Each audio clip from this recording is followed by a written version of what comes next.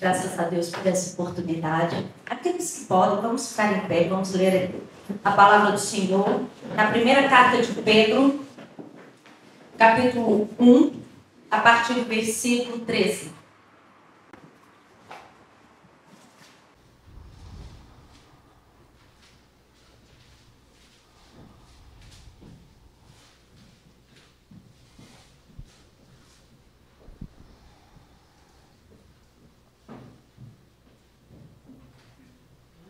Primeira carta de Pedro, capítulo 1,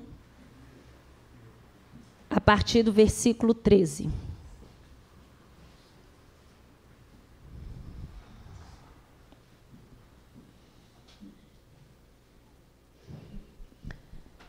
Diz assim a palavra do Senhor. Portanto, cingindo os lombos do vosso entendimento, sede sóbrios e esperai inteiramente na graça que se vos ofereceu na revelação de Jesus Cristo. Como filhos obedientes, não vos conformando com as consciências que antes havia em vossa ignorância, mas como é santo aquele que vos chamou, sede vós também santos em toda a vossa maneira de viver. Porquanto escrito está: sede santos, porque eu sou santo. E se invocais por Pai aquele que, sem acessão de pessoas, julga segundo a obra de cada um, andai em temor durante o tempo da vossa peregrinação, sabendo que não foi com coisas corruptíveis como prata ou ouro, que fostes resgatados da vossa vã maneira de viver, que por tradição recebestes dos vossos pais, mas com um precioso sangue de Cristo, como de um cordeiro imaculado e incontaminado, o qual, na verdade, em outro tempo foi conhecido antes da fundação do mundo, mas manifestado nesses últimos tempos por amor de vós. E por ele credes em Deus, que o ressuscitou dos mortos e lhe deu glória, para que a vossa fé e esperança estivessem em Deus, purificando as vossas almas na obediência à verdade, para a caridade fraternal, não fingida. Amai-vos ardentemente uns aos outros com um coração puro, sendo de novo gerados, não de semente corruptível, mas da incorruptível, pela palavra de Deus viva e que permanece para sempre. Senhor Jesus, ó Deus, nós te louvamos pela tua palavra, nós te louvamos pela oportunidade, pelo rico privilégio que nós temos de te servir, ó Deus, de adorar e exaltar e glorificar o teu nome e reconhecer a tua soberania, o teu poder, ó Deus. Tu és exaltado sobre toda a terra, sobre o céu, tu és Senhor, Pai, e nada se compara a ti. E neste momento nós colocamos, ó Deus, diante de ti a nossa mente, o nosso coração, a nossa vida, ó Deus, integralmente, para que o Senhor venha falar conosco, Pai, e que para nós, ó Deus, sejam boas novas, que nos traga esperança, que nos traga, também nos leve ao arrependimento, ó Deus, uma mudança de vida, e que glorifiquemos o teu santo nome em todo o tempo, Pai. Assim nós oramos em nome de Jesus. Amém. Meus irmãos, nessa tarde, a partir da exortação que Pedro traz aos seus leitores a respeito de santidade, eu quero refletir com os irmãos pelo menos em três implicações na vida de um cristão, que nós podemos encontrar nos textos que nós lemos.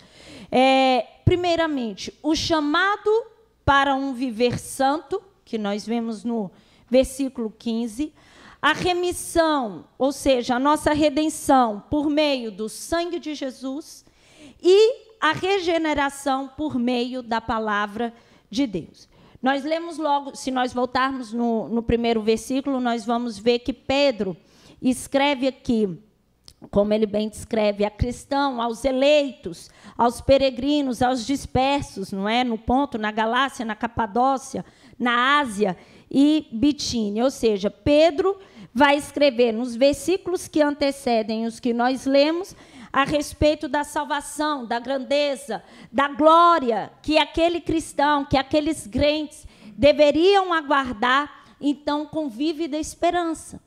E a partir do versículo que nós lemos, o versículo 13, nós vamos encontrar um termo, portanto, em outras versões vai trazer por isso, sendo qual delas for, ou portanto, ou por isso, ou seja, por tudo aquilo que ele já havia explanado anteriormente a respeito dessa salvação, a respeito dessa herança, a respeito dessa esperança, aqueles crentes, e hoje nós, cristãos, devemos fazer isso daqui. E ele já começa, antes mesmo de nós pensarmos a respeito do chamado, da redenção e da nossa regeneração, Pedro vai nos trazer uma exortação com pelo menos 3 advertências que nós vamos encontrar no versículo 13, que nós lemos. Portanto, cingindo os lombos do vosso entendimento, e depois, sede sóbrios, e depois nós temos aí, esperai inteiramente na graça. Meus irmãos, quando nós lemos cingir os lombos do vosso entendimento, isso não parece nos fazer tanto sentido para o tempo de hoje, mas naquele tempo isso faria todo sentido. Os homens levavam realmente umas roupas bem longas, não é? Esvoaçantes, e quando eles precisavam trabalhar e para que nada o atrapalhasse, ou seja, para que eles não se encontrassem embaraçados, atrapalhados com qualquer outra, com a sua própria vestimenta, não é? Eles pegavam nas pontas das suas vestes e traziam e as metiam, então, por baixo do cinto, para que eles estivessem prontos e não pudessem, então, estar ali a correr riscos, não é? Com as suas roupas ali soltas. Então, é para isso que eles cingiam os lombos, ou seja, se preparavam dessa maneira.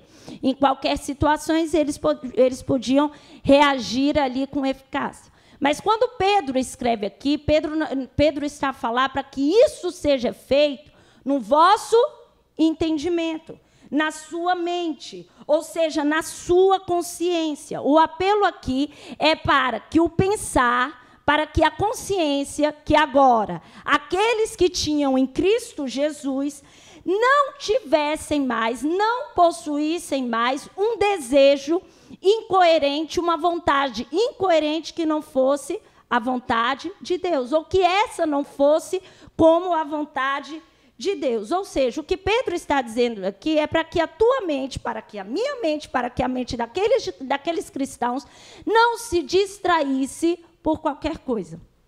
Há um escritor que diz que pessoas distraídas não realizam nada de grandioso. E isso é uma verdade, não é? Permitem que outras coisas possam vir a atrapalhar aquilo que eles estão a fazer, a construir.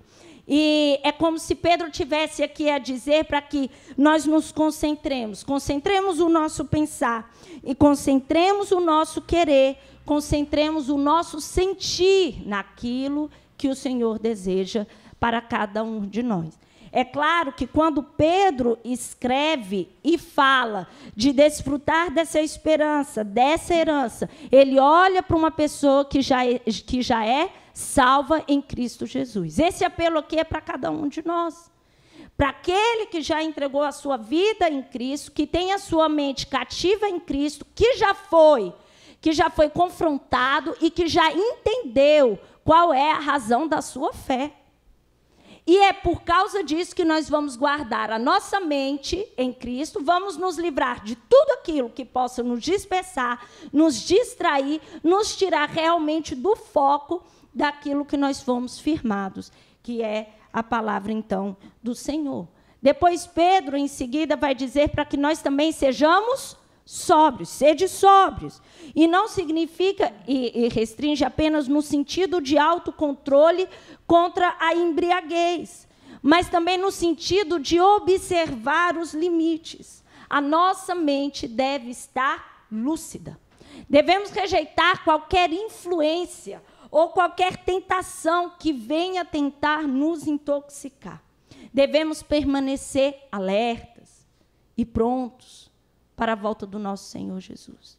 Ou seja, meus irmãos, nós estamos 24 horas do nosso dia atacados e bombardeados por tantas coisas, por tantas ideias ou por tantas distrações.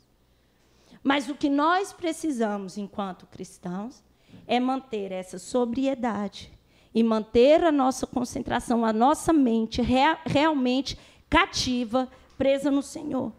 Para quê? Para que nós possamos esperar.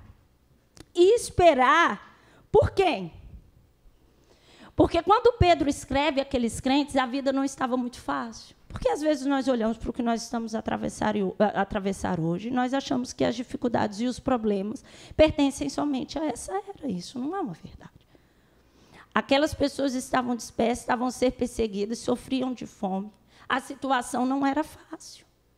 Mas o que Pedro fala é para que eles possam esperar por algo que viria adiante. E essa é a mesma advertência que ainda cabe para nós cristãos para esse tempo.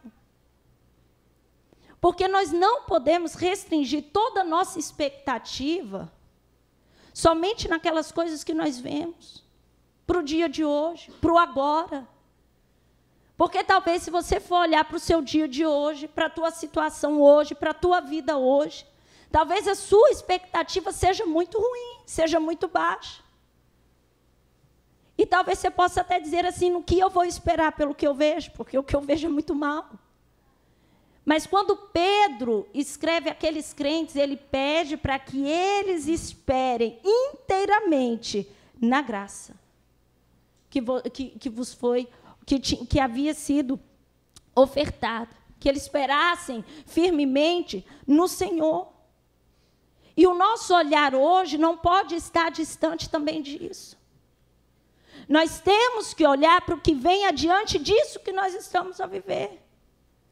Nós temos que olhar adiante disso que nós estamos a passar, a enfrentar. Independentemente da situação, independentemente do que somos desafiados no tempo de hoje, nós vamos olhar para aquele quem nós aguardamos. E quem nós aguardamos, não é? Eu aguardo o Rei dos Reis, o Senhor dos Senhores. É por isso que nós aguardamos. E quando nós olhamos para Ele, quando nós olhamos para essa viva esperança, na verdade, nós estamos à espera de desfrutar plenamente essa herança que Pedro vai descrever anteriormente. E depois, nós vamos ver, então, aqui, pelo menos 3 implicações, 3 características que fazem parte não só da minha vida, mas faz parte também da vida de cada irmão aqui presente. Ou seja, o nosso chamado é para que nós sejamos santos. Vamos ao versículo 15 que diz: mas como é santo aquele que vos chamou, sede vós também santos em toda a vossa maneira de viver. Porquanto escrito está, sede santos, porque eu sou santo. Pedro aqui vai fazer uma menção a Levítico, um dos livros do Pentateuco, que trata sobre santidade. No capítulo 11 de Levítico, nós vamos poder ler nos versículos 44 e 45, que diz assim: eu sou o Senhor vosso Deus, portanto, vós vos consagreis e sereis santos, porque eu sou santo. E não vos contaminareis por nenhum enxame de criaturas que se arrastem sobre a terra. Eu sou o Senhor que vos faço subir da terra do Egito, para que seja o vosso Deus. Portanto, vós sereis santos, porque eu sou santo. O que nós vamos ver aqui é esse sentimento, não só de pertencimento, mas a responsabilidade que nós temos de pertencer a Deus. Porque uma vez que nós pertencemos a Deus, isso interfere, isso atinge a nossa conduta. Nós já não podemos viver como nós vivíamos, mas nós temos que viver como quem pertence a Cristo.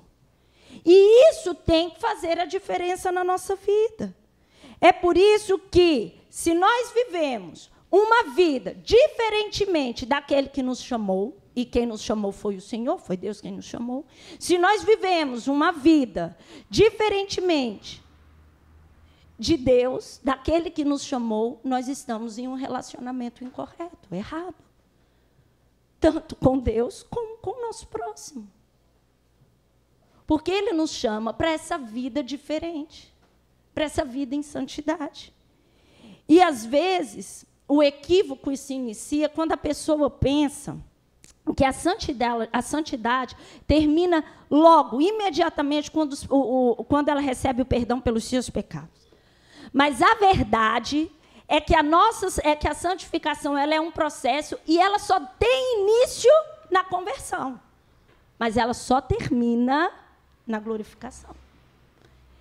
Então, meus amados irmãos, se isso é um processo, quer dizer que nós ainda estamos e precisamos viver nele. Hoje, pela manhã, na classe das crianças, nós temos crianças de todas as idades, não é? E nós estamos a estudar alguns atributos de Deus. E no domingo passado, não nesse, nós tínhamos dito que Deus é santo. E nós estávamos a revisar, então o que eles já tinham escutado. E eu perguntei, e por que mesmo que Deus é santo? E aí um deles levantou-se e disse assim, Ele é santo porque Ele não comete pecados. Deus não erra. E Deus também não suporta isso. Deus quer uma vida nossa santa também. Eu disse, olha, muito bem. E depois eu disse, mas vocês sabiam que quando Ele falava ao povo de Israel, ele sempre alertava o povo assim, olha, vocês vão entrar em uma terra de outros povos. E quando lá vocês chegarem, não é para vocês se comportarem nem imitarem o comportamento daqueles povos. Mas é para que vocês façam o que eu mando, porque eu sou o Deus de vocês. É como se Deus tivesse assim, combinado, e eles dissessem, combinado.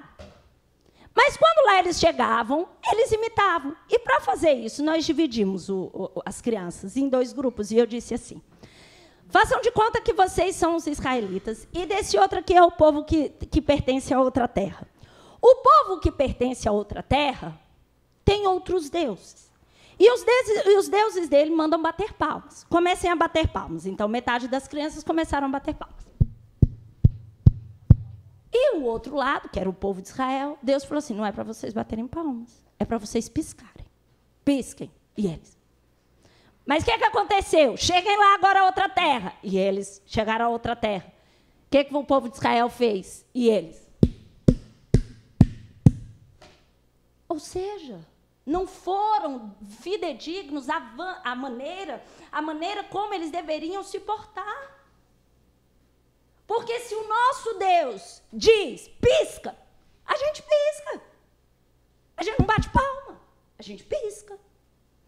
E o propósito não é que nós imitemos o outro povo, mas é para que eles vejam em nós que existe um único Deus, a quem pertence toda a honra, toda a glória e todo o louvor.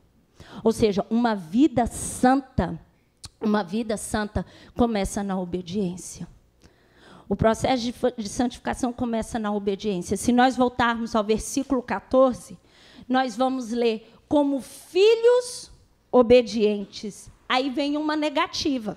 Como filhos obedientes, não vos conformando com as concupiscências, ou seja, não se amoldando, não tomando forma do quê? Com as concupiscências que antes havia na vossa ignorância. Ou seja, antes nós andávamos segundo os nossos desejos, segundo as nossas paixões, segundo o nosso entendimento, segundo o querer e o desejo da nossa carne. E o que Pedro está a dizer aqui é para que vocês não recaiam mais nisso, crentes. Não façam mais isso, porque agora vocês são filhos e são filhos para obediência. Filhos obedientes. Meus irmãos, Cristo nos fez nova criatura. Paulo escrevendo aos Coríntios, nós vamos ler assim, que se alguém está em Cristo, nova criatura é. As coisas velhas já passaram, eis que tudo se fez novo. Então, nós somos advertidos a viver em novidade de vida. Ele escrevendo aos Romanos, de sorte que fomos sepultados com ele pelo batismo na morte, para que, como Cristo foi ressuscitado dentre os mortos pela glória do Pai, assim andemos nós também em novidade. Nós temos que andar e somos convocados a andar em novidade de vida. E para nós andarmos em novidade de vida, nós temos que agir como filhos obedientes. E ele diz, não vos conformando, não nos moldando, não tomando forma com as consciências, com os nossos desejos, com as nossas antigas paixões. Se não é para nós agirmos assim, é para agirmos como, então? E Pedro vai dizer, ele vai colocar lá no versículo 17, se nós formos lá, vai dizer, e se invocais por Pai, aquele que, sem exceção de pessoas, julga segundo a obra de cada um, olha como nós temos que andar. Andai em temor durante o tempo da vossa peregrinação. Ou seja, se não podemos andar nos conformando ou nos amoldando com as nossas antigas paixões antes de conhecermos a Cristo, antes nós devemos andar em temor. Ou seja, uma atitude que honre a Deus. Que honre a Deus como Pai, porque o chamamos e o tratamos como Pai. E como juiz, porque Ele julgará. Quando fala, sede santos, porque eu sou santo, é para que nós olhemos como nós estamos a andar. Como estamos a levar a nossa vida. Que é bem diferente do que se canta lá no Brasil. Vida leva eu. Não é a vida que leva, e vai tocando, e vai rodando, e o vento. Não. Nós temos um padrão para andar e para viver. E é esse daqui, aquele instituído por Deus. Depois, Pedro vai dizer uma das razões que nós temos, e uma muito grande, não é? Por que nós vamos e temos esse modo de viver? E que modo de viver é esse? Um modo de viver honrando a Deus. E, para isso, Pedro já fala sobre a nossa redenção, que, por acaso, foi falado hoje aqui na ceia, não é? A propósito, quem esteve desde a ceia já assistiu toda a pregação aqui. E ele vai falar realmente agora sobre a nossa redenção, o nosso resgate.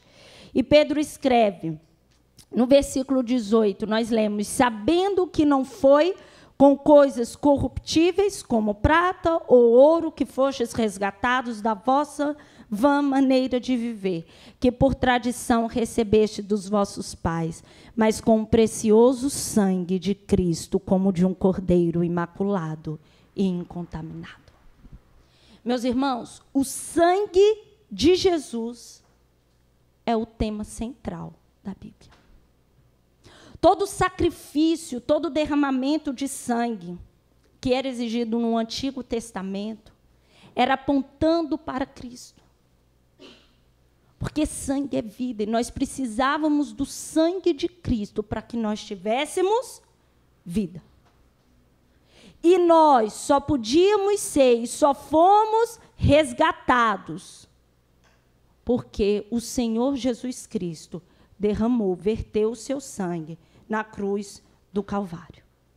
Nada além do sangue. Nada além do sangue de Jesus poderia nos redimir. Nem obra, nem esforço humano nenhum, nem qualquer mérito que um homem possa ter, ele não pode salvar a si mesmo. Nada além do sangue de Jesus pode te fazer livre. E depois Pedro vai se referir aqui em relação ao preço desse resgate, como já foi explicado aqui nessa tarde.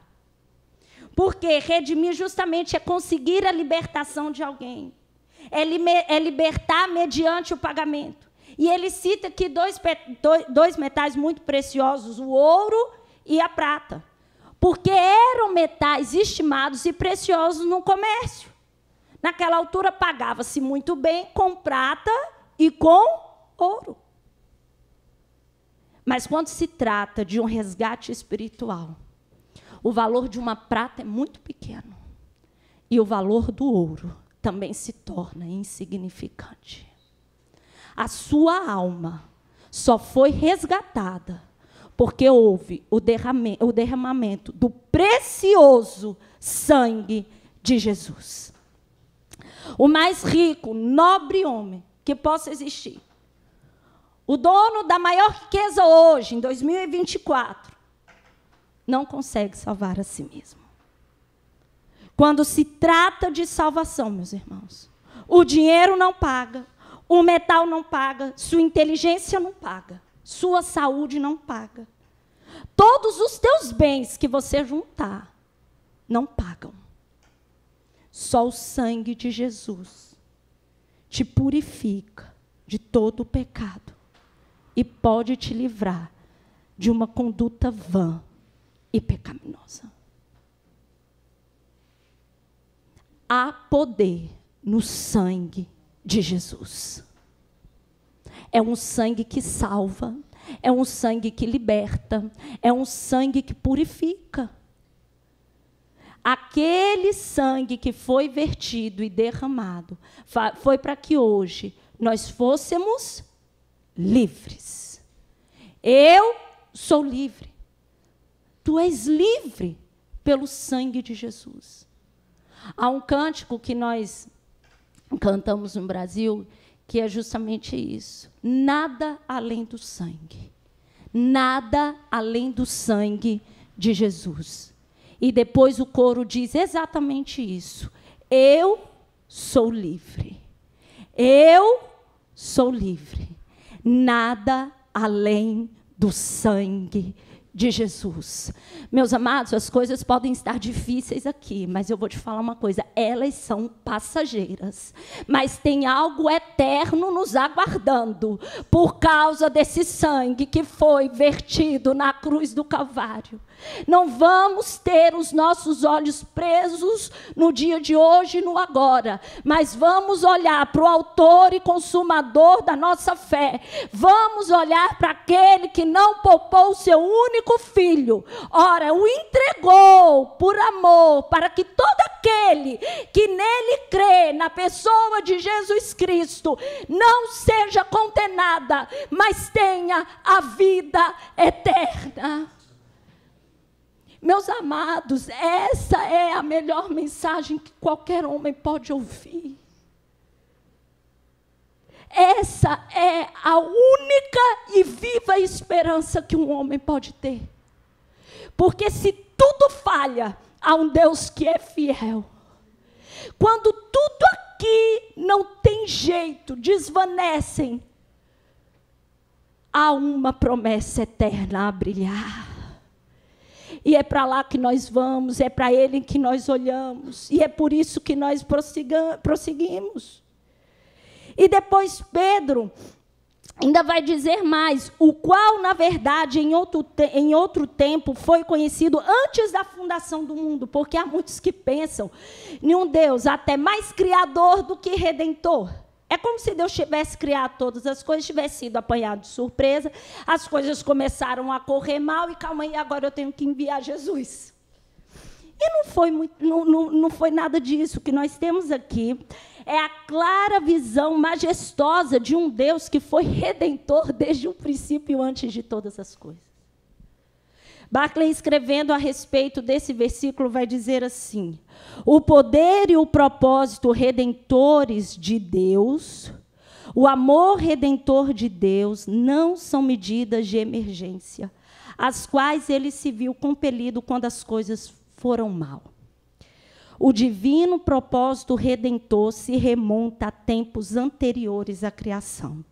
Deus é redentor, tão eternamente como é criador. Seu amor, assim como seu poder, vai além do tempo. E depois Pedro continua. Fala assim, ele morreu, mas não ficou morto. Ressuscitou. Vamos olhar para o versículo 21.